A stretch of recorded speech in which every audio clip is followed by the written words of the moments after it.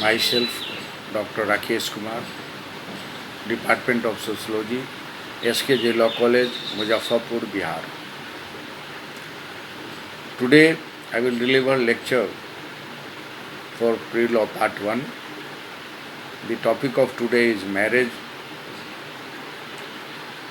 In that topic, today we will discuss about forms of marriage in Hindu society on the basis of rituals. The study of marriage shall be incomplete if we do not study the forms of marriage in Hindu society. Generally, there is 8 types of marriage among Hindu society on the basis of rituals. Which one is 8 types of marriage? Brahm Vivah, Dev Vivah, Prajapati Vivah, Ari Vivah, Asur Vivah, Gandharva Vivah, Pisachi Vivah, Rakshasi Vivah.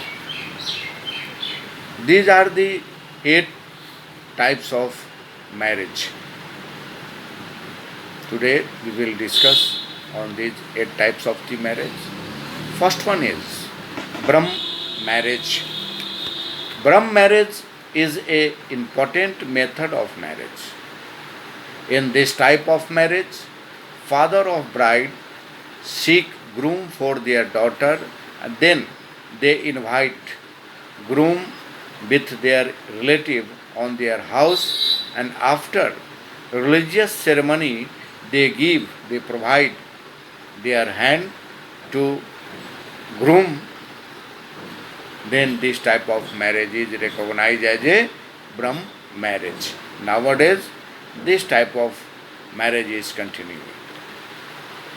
यानी ब्रह्म विवाह उस विवाह को कहते हैं जिसमें लड़की के पिता अपने लड़की के लिए योग्य वर का खोज करते हैं, और योग्य वर का खोज करने के बाद वर को अपने सगे संबंधियों के साथ अपने घर पर बुलाते हैं और पूरी धार्मिक क्रिया, धार्मिक संस्कार करने के बाद अपने बच्ची का हाथ जब उस वर के हाथ में दे देते हैं, तो इस तरह के विवाह को हम ब्रह्म विवाह कहते हैं। और आजकल इस तरह का विवाह का प्रचलन देखने को हमारे भारतीय समाज में, हिंदू समाज में मिलता है। Now, second one is Dev marriage. This type of marriage is also we can say that the important marriage of that ancient period. In ancient period or ancient time, there was a great importance of yajna. When Jajman give their daughter hand to their Jajmans or priest, when Jajmans give their daughter hand to their priest who came in their house for yajna, and after providing the hand of their daughter to priest, they feel very proud. But this type of marriage become absent nowadays, because in respect of ancient period, nowadays this type of the marriage is not available. After absent of the yajna, this type of marriage become absent. यानी यह दैव विवाह जो है प्राचीन समय में विवाह की एक परंपरा थी जो हिंदू रीति रिवाज के अनुसार था। उस समय यज्ञ की परंपरा थी। यज्ञ कराने आए हुए पुरोहित को जब जजमान अपने बेटी का हाथ उनको दे देते थे और बेटी का हाथ देने में काफ़ी गर्वान्वित महसूस करते थे, पूरे धार्मिक संस्कार के बाद, तो इस तरह के विवाह को हम दैव विवाह के नाम से जानते हैं। और यज्ञ की परंपरा के समाप्त होने के साथ साथ इस तरह के विवाह की भी अनुपस्थिति हमारे भारतीय हिंदू समाज में हो गई। आजकल इस तरह के विवाह का प्रचलन न देखने को मिलता है। नाउ थर्ड वन, आर्य मैरिज, आर्य विवाह। This type of marriage is related with rishi. This type of marriage is called Arya marriage. In this type of marriage, daughter, father take one pair of ox and cow from rishi and then provide their daughter hand to that rishi who want to marry with her is called Arya विवाह।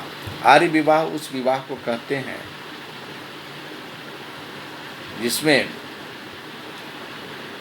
कोई ऋषि जब विवाह की इच्छा व्यक्त करता था तो उस ऋषि से लड़की के पिता जब एक जोड़ा बैल गाय ले लेते थे और इसके बाद अपने बच्ची का हाथ उस ऋषि के हाथ में दे देते थे।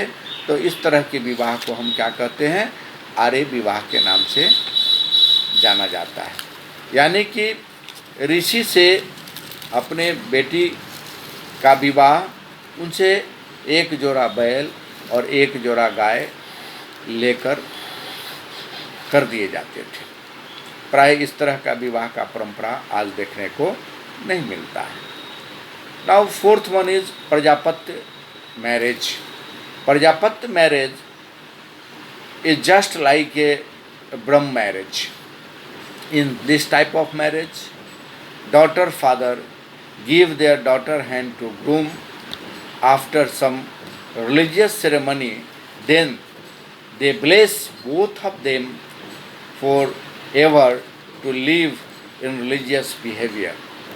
यानी प्रजापत्य विवाह उस विवाह को कहते हैं जिसमें लड़की के पिता अपने लड़की का हाथ वर के हाथ में दे देते थे पूरे धार्मिक संस्कार के बाद और उनको आजीवन अपने वैवाहिक बंधनों में बंधन में बंधकर और धार्मिक व्यवहार करते हुए आजीवन जीने का आशीर्वाद देते थे। और इस तरह के विवाह को हम प्रजापत्य विवाह के नाम से जानते हैं। नाउ फिफ्थ वन, जिसको हम असुर मैरिज कहते हैं, असुर विवाह कहते हैं, यह भी एक प्रकार का विवाह था जो प्रायः हमारे प्राचीन पीरियड में देखने को मिलता था। In this type of marriage the price of daughter is paid to groom father or groom family. Then in this type of marriage, generally marriage is held after giving price of groom. Now I again clear in front of you. In this type of marriage, the price of daughter is paid to groom family. Generally in this type of marriage, the price of bride is paid. Whom we will pay?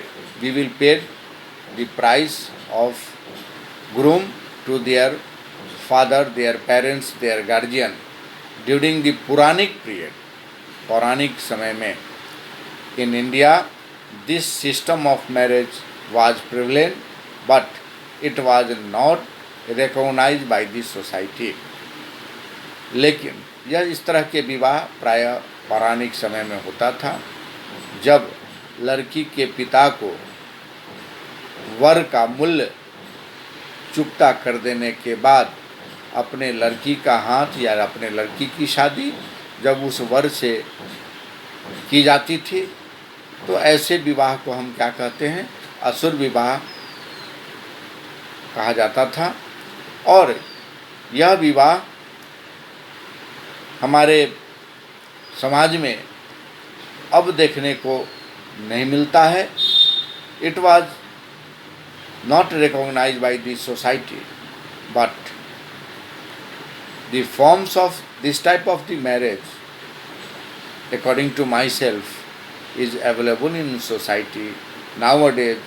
Also, daughter father paid bride price or groom price to their family, and then we are arranging marriage between them. आजकल इस असुर विवाह को हम इस तरह व्याख्या करेंगे कि इस विवाह में लड़की के पिता को वरमूल चुकाने के बाद उस लड़के से अपने लड़की की शादी कर देने के प्रावधान को, कर देने की व्यवस्था को हम असुर विवाह कहते हैं। और पौराणिक समय में इस तरह के विवाह की प्रचलन थी, बट इस तरह के विवाह की स्वीकृति समाज के द्वारा नहीं दी गई थी। Now next 6, Gandharva marriage. When marriage is settled between boy and girl with their own consent, without any interference of both side guardians or parents, then this type of the marriage is recognized as a Gandharva marriage. This type of the marriage was previously present in Gandharva society. Gandharva people arrange this type of marriage among them. So this type of marriage is known as Gandharva marriage.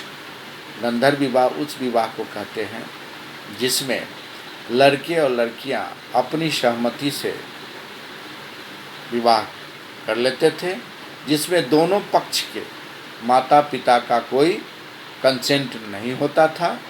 प्राय इस तरह की विवाह का प्रचलन गंधर्व समाज में देखने को मिलता था और इस तरह गंधर्व विवाह की व्याख्या मैंने किया। नाउ नंबर 7, राक्षस मैरिज। ये अपने शब्दों से ही स्पष्ट करता है। कहता है this type of marriage is exactly known as marriage by capture. यह क्या है? इस तरह के विवाह को अपहरण विवाह भी कहा जाता था। क्या कहा जाता था? अपहरण विवाह भी कहा जाता था। प्राय इस तरह के विवाह पहले युद्ध में जब कोई जीत जाता था तो हारे हुए पक्ष के महिलाओं से जब जबरदस्ती शादी कर लिया जाता था तो वैसे विवाह को हम क्या कहते हैं? राक्षस विवाह कहते हैं। यानी this type of marriage is exactly known as marriage by capture और this type of marriage is present in pre Vedic period. Pre Vedic period में इस तरह की विवाह का प्रचलन था। युद्ध में कोई पक्ष हार गया है तो उसके स्त्री से अपहरण कर शादी कर लिया जाता था, तो उसको हम राक्षस मैरिज के रूप में जानते हैं। Now last but one, that is पैशाची विवाह। After going through the name as a Pisachi marriage, we can explain that in this type of marriage, when a girl is sleeping after taking wine in unconscious mind, then a man started doing rape with them, and after rape they arrange marriage between both of them.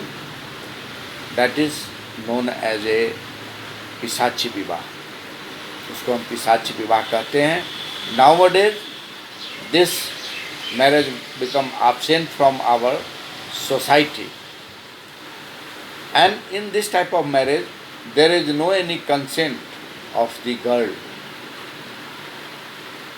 यानी पिशाची विवाह उस विवाह को कहते हैं जिसमें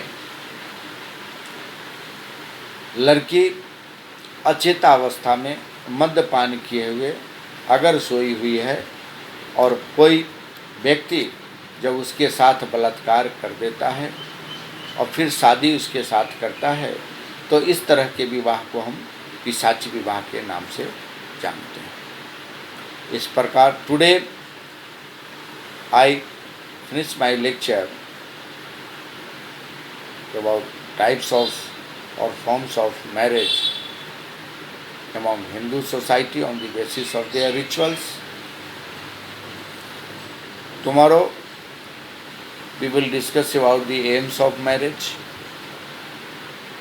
and then after another point, another topic, another thing which is related with this marriage topic. Tomorrow I will continue my lecture for again real of part 1. So, my dear student, listen my lecture, do your self-study, prepare your own notes in your own language, and with any process you show that notes to me after some time, after this coronavirus period, and it will help you in coming examination. Thank you, all of you, for today.